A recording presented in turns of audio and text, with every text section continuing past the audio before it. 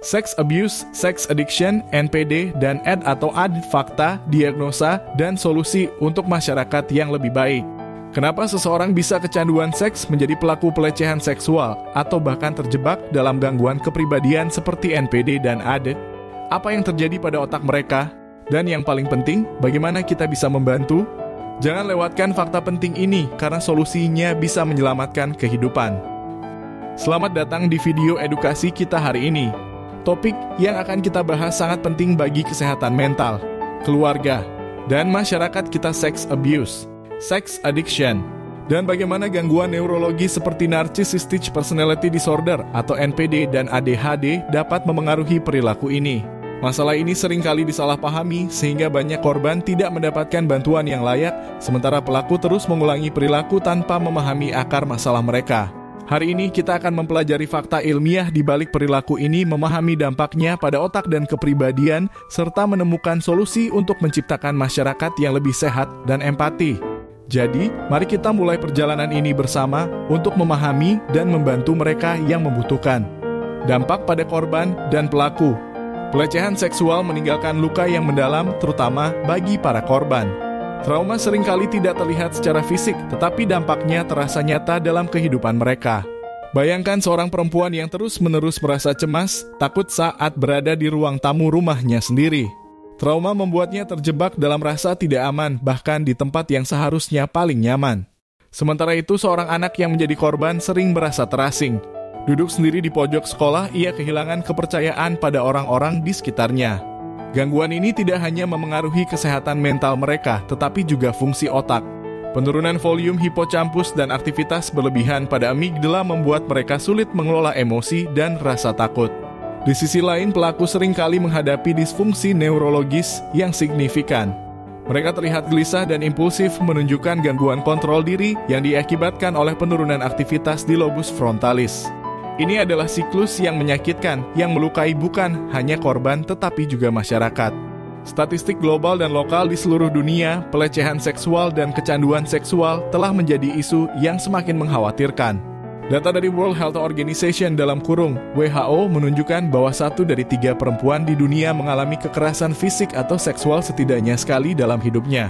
Di Indonesia, laporan Komnas Perempuan pada 2021 mencatat bahwa 33% perempuan pernah menjadi korban kekerasan, termasuk kekerasan seksual. Sementara itu, kecanduan seksual yang seringkali tersembunyi dari perhatian publik menunjukkan angka prevalensi yang mencengangkan. Studi global melaporkan bahwa sekitar 10,9% laki-laki dan 3,6% perempuan memiliki tanda-tanda kecanduan seksual. Di Indonesia, data ini sulit ditemukan, tetapi indikasi menunjukkan peningkatan, terutama dengan mudahnya akses terhadap konten seksual melalui teknologi. Melalui peta dunia, kita bisa melihat bagaimana prevalensi pelecehan seksual tersebar di berbagai negara, termasuk Indonesia. Grafik ini juga menunjukkan bagaimana laki-laki lebih rentan terhadap kecanduan seksual dibandingkan perempuan, tetapi dampaknya dirasakan oleh seluruh masyarakat. Statistik ini menegaskan pentingnya edukasi, kesadaran, dan intervensi untuk mengurangi angka ini. Apa itu pelecehan seksual? Pelecehan seksual adalah tindakan yang memanfaatkan kekuasaan atau kontrol terhadap seseorang tanpa persetujuan mereka. Ini bisa mencakup berbagai bentuk, baik fisik maupun non-fisik, yang sering terjadi dalam situasi di mana ada ketidakseimbangan kekuasaan. Namun pelecehan seksual bukan hanya tentang tindakan fisik semata. Ia juga mencakup segala bentuk eksploitasi dan manipulasi yang merugikan korban. Pelecehan seksual membawa dampak psikologis yang mendalam. Banyak korban yang mengalami gangguan stres pasca trauma atau PTSD yang dapat menyebabkan flashback, mimpi buruk, dan rasa ketidakamanan yang berkelanjutan. Selain itu, korban sering mengalami depresi, kecemasan, dan kesulitan dalam membangun hubungan sosial. Mereka mungkin merasa terasingkan, merasa malu, dan merasa tidak mampu mempercayai orang lain lagi. Trauma yang dialami oleh korban pelecehan seksual bukan hanya berdampak pada mental, tetapi juga pada struktur otak mereka. Penelitian menunjukkan bahwa trauma dapat merusak hipocampus yang berfungsi dalam pengolahan ingatan, serta amigdala yang berperan dalam respons emosional seperti rasa takut. Lebih jauh lagi, prefrontal cortex yang berperan dalam pengambilan keputusan dan kontrol impuls dapat terganggu, mempengaruhi kemampuan korban dalam mengelola emosi dan respons terhadap situasi kehidupan mereka. Pelaku pelecehan seksual sering menunjukkan ciri-ciri gangguan kepribadian seperti antisocial personality disorder dalam kurung ASD atau narcissistic personality disorder dalam kurung NPD. Mereka memiliki kecenderungan untuk tidak peduli terhadap emosi korban, seringkali merasa berhak untuk mengeksploitasi orang lain demi memenuhi kebutuhan mereka sendiri. Dalam beberapa kasus, tes neurologi seperti fMRI dapat mendeteksi penurunan aktivitas pada ventromedial prefrontal cortex dalam kurung VMPC yang berhubungan dengan empati dan pengambilan keputusan moral. Penting untuk kita memahami tidak hanya dampak psikologis, tetapi juga dampak neurologis dari pelecehan seksual. Hanya dengan pemahaman yang mendalam kita bisa memberikan dukungan yang tepat dan membantu korban untuk sembuh. Ingat, penyembuhan membutuhkan waktu dan usaha bersama dari kita semua. Definisi sex addiction dalam kurung kecanduan seksual. Kecanduan seksual adalah gangguan perilaku yang ditandai dengan dorongan seksual berulang yang sangat kuat dan tidak terkendali. Meskipun perilaku ini seringkali memiliki dampak buruk, seperti merusak hubungan pribadi, pekerjaan, dan kesejahteraan emosional. Individu yang mengalaminya terus melanjutkan perilaku tersebut sebagai cara untuk menghindari perasaan stres, kecemasan, atau kesepian. Kecanduan ini dapat terlihat pada individu yang terobsesi dengan seks atau perilaku seksual, bahkan meskipun mereka menyadari bahwa perilaku mereka merusak kehidupan mereka. Secara neurologis, kecanduan seksual melibatkan sistem reward di otak, khususnya di nucleus accumbens yang bertanggung jawab atas perasaan senang dan kepuasan. Ketika dorongan seksual tersebut terus dilakukan, sistem ini diaktifkan secara berlebihan yang mendorong individu untuk terus mencari perilaku tersebut. Namun, pada saat yang sama dorsolateral prefrontal cortex dalam kurung DOF, bagian otak yang berfungsi untuk mengontrol impuls dan pengambilan keputusan yang tepat, mengalami penurunan aktivitas. Akibatnya, individu kesulitan untuk mengontrol dorongan mereka meskipun mereka tahu itu merugikan. Gejala utama dari kecanduan seksual adalah perilaku kompulsif yang berulang, di mana individu merasa dorongan seksual yang kuat dan cenderung untuk bertindak meskipun mengetahui dampak negatifnya. Mereka seringkali menggunakan perilaku seksual untuk menghindari perasaan stres, cemas, atau depresi. Meskipun sex addiction belum diakui sebagai diagnosis resmi dalam DSM-5, istilah ini dikenal sebagai hyperseksual disorder. Tes neuropsikologi dan evaluasi perilaku dapat digunakan untuk menilai kontrol impuls dan untuk memahami apakah individu ini mengalami gangguan dalam regulasi emosinya. Dalam proses diagnosis, tes neuropsikologi sering digunakan untuk mengukur tingkat impulsivitas individu. Tes ini dapat membantu memahami sejauh mana otak mereka terpengaruh dalam hal pengambilan keputusan cepat dan pengendalian dorongan. Selain itu, tes ini juga mengukur kemampuan individu dalam mengatur emosi mereka, yang sangat penting untuk memahami lebih lanjut kecanduan seksual sebagai bagian dari gangguan kontrol impuls yang lebih luas. Narcissistic personality disorder dalam kurung NPD dan hubungan dengan perilaku seksual. Narcissistic personality disorder NPD adalah gangguan kepribadian yang ditandai dengan perasaan superioritas yang berlebihan, kebutuhan yang sangat besar untuk validasi dari orang lain, dan ketidakmampuan untuk merasakan empati terhadap orang lain. Individu dengan NPD seringkali merasa bahwa mereka lebih penting dari orang lain dan mereka berusaha mengontrol atau mengeksploitasi orang lain untuk memenuhi kebutuhan emosional mereka. Hubungan NPD dengan perilaku seksual sangat erat, terutama pada pelaku pelecehan seksual. Banyak pelaku pelecehan yang memiliki ciri-ciri NPD, di mana mereka melihat orang lain sebagai alat untuk memenuhi keinginan mereka. Mereka merasa berhak atas perhatian seksual tanpa mempertimbangkan dampak psikologis atau fisik yang mungkin terjadi pada korban. Pelaku pelecehan seksual dengan NPD seringkali menunjukkan eksploitasi seksual sebagai bentuk kontrol atau grandiosity. Mereka merasa berhak mendapatkan apapun, termasuk tindakan seksual, karena keyakinan mereka yang sangat tinggi akan superioritas diri mereka. Hal ini menjadikan mereka kurang sensitif atau bahkan tidak peduli terhadap trauma yang dialami korban. Dari segi neurologis, pelaku dengan NPD sering menunjukkan aktivitas rendah di VMPC, area yang terkait dengan pengambilan keputusan moral, pengendalian diri, dan empati. Ketika area ini tidak berfungsi dengan baik, individu ini akan kesulitan untuk merasakan atau memahami penderitaan orang lain, sehingga mereka lebih cenderung untuk bertindak egois tanpa mempertimbangkan dampak negatif pada orang lain. Selain itu, tes psikologis yang dilakukan pada individu dengan NPD seringkali mengungkapkan tingkat grandiosity yang tinggi di mana mereka merasa sangat superior dan empati yang sangat rendah. Ini membuat mereka lebih cenderung melakukan eksploitasi seksual karena tidak memahami atau peduli terhadap dampaknya pada orang lain. ADD atau AD dan kontrol impuls pada perilaku seksual. Definisi ADD atau ADD, yang merupakan singkatan dari Attention Deficit Hyperactivity Disorder, gangguan defisit perhatian dan hiperaktivitas, dan Attention Deficit Disorder, gangguan defisit perhatian, adalah gangguan neurobiologis yang mempengaruhi kemampuan seseorang untuk mengendalikan perhatian dan impuls. Individu dengan ADD atau ADD seringkali mengalami kesulitan dalam mempertahankan fokus, mengorganisir tugas, dan, yang lebih penting, mengontrol dorongan dan tindakan mereka. Gangguan ini bukan hanya berdampak pada konsentrasi, tetapi juga pada pengambilan keputusan yang melibatkan risiko. Pada individu dengan ADD atau ADD, kontrol impuls yang lemah dapat berkontribusi pada perilaku kompulsif, termasuk kecanduan seks. Dorongan untuk melakukan tindakan seksual yang tidak terkendali seringkali muncul karena gangguan pada bagian otak yang bertanggung jawab untuk pengambilan keputusan dan kontrol diri. Sistem reward otak yang melibatkan neurotransmitter seperti dopamin diaktifkan lebih intens dan ini memicu pencarian kenikmatan seksual berulang. Perilaku ini mungkin dimulai sebagai cara untuk mengatasi stres atau kecemasan, namun karena kontrol impuls yang rendah, hal ini menjadi siklus yang sulit dihentikan. Penurunan aktivitas di area prefrontal cortex (DOFC) pada otak individu dengan ADD atau ADD berdampak langsung pada kemampuan mereka untuk menunda gratifikasi. Prefrontal cortex adalah bagian yang penting dalam pengambilan keputusan dan pengendalian impuls. Ketika area ini tidak berfungsi optimal, individu lebih rentan untuk terjebak dalam perilaku kompulsif, seperti kecanduan seks.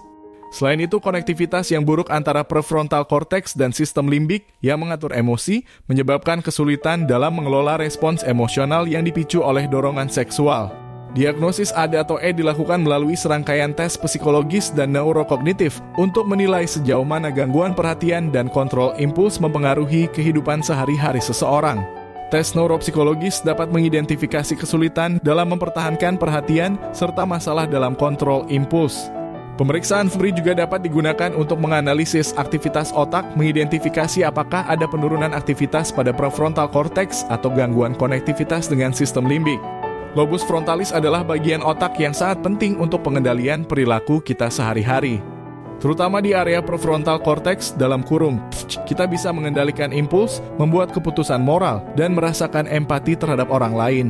Namun saat fungsi ini terganggu, perilaku kita bisa menjadi tidak terkendali, bahkan membahayakan diri sendiri atau orang lain.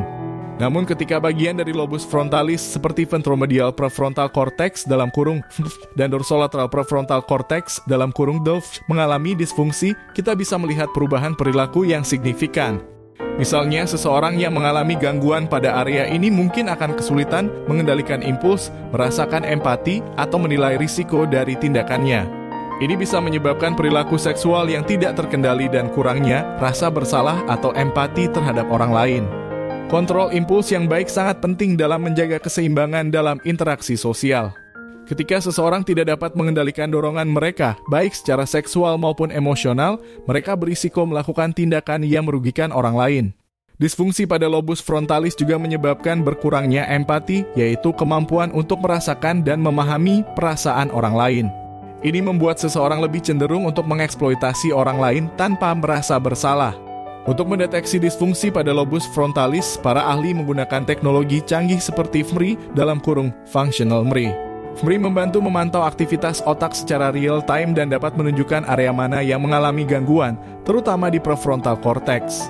Selain itu, tes neuropsikologi dapat digunakan untuk menilai kemampuan regulasi emosi dan kontrol impuls seseorang. Dari penjelasan ini, kita bisa memahami betapa pentingnya lobus frontalis dalam pengambilan keputusan moral dan kontrol impuls. Jika disfungsi terjadi pada area ini, individu bisa mengalami kesulitan besar dalam mengendalikan perilaku mereka, termasuk dalam hal perilaku seksual yang tidak terkendali. Oleh karena itu, penting untuk mendeteksi gangguan ini lebih awal agar dapat diberikan intervensi yang tepat. Faktor genetik dan neurobiologi. Tahukah kamu bahwa perilaku seksual kita bisa dipengaruhi oleh lebih dari sekadar pilihan kita? Faktor genetik dan neurobiologis memiliki peran penting dalam membentuk cara kita berinteraksi dengan dunia di sekitar kita, termasuk dalam hal perilaku seksual. Gen-gen tertentu seperti DERT4, MAOA, dan DENF telah terbukti memengaruhi bagaimana kita merespons rangsangan di lingkungan sekitar. Misalnya, gen DRD4 berhubungan dengan impulsivitas dan pencarian sensasi, sementara MAOA yang dikenal sebagai warrior gene terkait dengan kecenderungan agresif dan pengendalian impuls. Sementara itu, BDNF atau Brain Derived Neurotrophic Factor berperan penting dalam neuroplastisitas otak kita, yang artinya seberapa baik otak kita bisa beradaptasi dengan pengalaman baru dan memperbaiki konektivitas saraf. Masalah perilaku seksual maladaptif seperti sex abuse dan sex addiction bukanlah masalah yang tidak bisa diatasi. Dengan intervensi yang tepat, individu yang mengalami kesulitan ini dapat pulih, mengelola perilaku mereka, dan menjalani kehidupan yang lebih sehat. Mari kita lihat bagaimana psikoterapi, medikamentosa, dan dukungan sosial dapat membantu mereka menuju pemulihan. Psikoterapi adalah salah satu intervensi yang paling efektif dalam mengatasi masalah perilaku seksual maladaptif. Salah satu pendekatan utama adalah Cognitive Behavioral Therapy yang membantu individu mengatasi kontrol impuls dan pola pikir maladaptif yang mendorong perilaku mereka. Dengan seseorang bisa belajar untuk mengenali dan mengubah pola pikir negatif serta menggantinya dengan pola pikir yang lebih sehat. Ini membantu dalam mengontrol dorongan impulsif dan membuat keputusan yang lebih baik. Untuk korban dan pelaku yang telah mengalami trauma akibat perilaku seksual maladaptif, trauma focus therapy adalah pendekatan yang sangat efektif. Terapi ini membantu pasien untuk mengatasi dan mengolah trauma mereka, memulihkan diri dari perasaan ketakutan dan stres yang mendalam. Prognosisnya sangat positif jika terapi dilakukan sejak dini. Namun, jika faktor lingkungan yang memicu perilaku tersebut tidak diperbaiki, risiko kambuh bisa tetap tinggi. Selain psikoterapi, medikamentosa juga memiliki peran penting dalam pengelolaan perilaku seksual maladaptif. Salah satunya adalah penggunaan SRI Selective Serotonin Reuptake Inhibitors yang dapat membantu mengontrol impuls seksual pada individu dengan kecanduan seksual. SRI bekerja dengan cara menyeimbangkan kadar serotonin di otak yang penting untuk mengelola dorongan dan memperbaiki mood. Bagi individu yang juga memiliki gangguan ADD atau ADD stimulan seperti methylphenidate dapat membantu meningkatkan fokus dan kontrol impuls. Dengan pengelolaan yang tepat, individu dengan ADD atau ADD dapat memperbaiki perilaku seksual kompulsif mereka. Prognosisnya lebih baik jika penggunaan stimulans ini digabungkan dengan terapi psikologis, karena ini memungkinkan pengelolaan gejala secara lebih holistik. Intervensi sosial juga memainkan peran besar dalam pemulihan. Dukungan dari teman-teman, keluarga, dan komunitas dapat memberikan pengaruh yang besar pada proses penyembuhan. Kampanye edukasi tentang bahaya perilaku seksual maladaptif dan pentingnya dukungan sosial dapat membantu korban dan pelaku merasa lebih diterima dan diberdayakan untuk menjalani hidup yang lebih baik.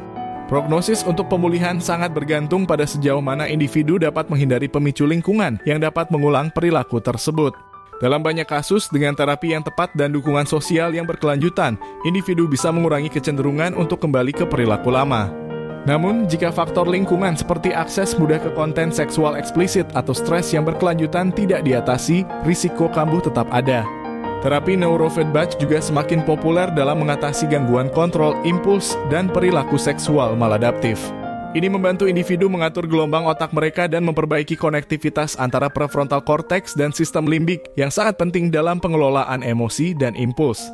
Dengan pendekatan yang tepat, baik itu melalui psikoterapi, medikamentosa, atau dukungan sosial, pemulihan dari perilaku seksual maladaptif sangat mungkin tercapai. Penting untuk bertindak sejak dini dan mengatasi faktor-faktor pemicu yang mungkin ada. Setiap langkah kecil yang diambil menuju pemulihan bisa menjadi langkah besar menuju kehidupan yang lebih baik.